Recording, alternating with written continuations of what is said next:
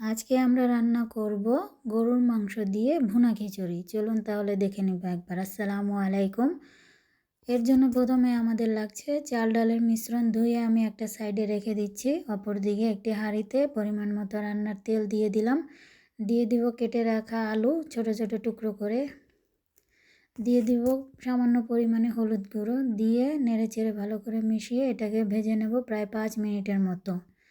আমার এই ভিডিওটি কে কোত্থেকে দেখছেন অবশ্যই কমেন্ট করবেন। 5 মিনিট ভাজা হয়ে গেলে এর মধ্যে দিয়ে দিব এখন পেঁয়াজ কুচি।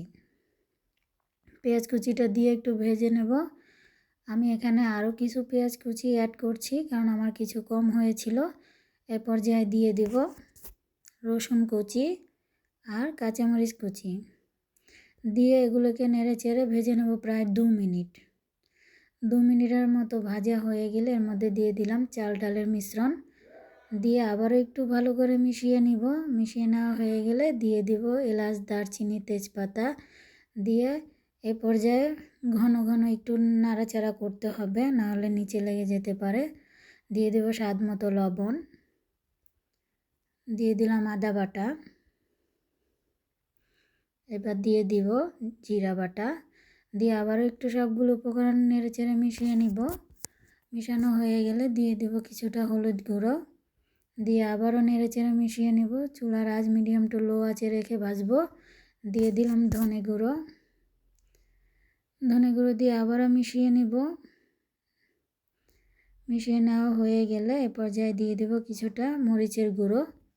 আমি এখানে মরিচের গুঁড়োটা অল্প ব্যবহার করছি, আপনারা আপনাদের প্রয়োজন মতো ব্যবহার করবেন। আবারও সবগুলো উপকরণ ভালো করে নেড়েচেড়ে 8 মিনিটের মতো ভেজে নেব। 8 মিনিট ভাজা হয়ে গেলে এর মধ্যে আমরা ফুটিয়ে রাখা গরম পানি দিয়ে দেব। আমি যতটা চাল নিব তার ডাবল পানি দিয়ে দিব। এবার পানিটাকে দিয়ে আমি ভালো করে নেড়ে চেড়ে মিশিয়ে নেব। সবগুলো উপকরণ মিশিয়ে নিয়ে ঢেকে রান্না করব প্রায় 10 মিনিটের মতো।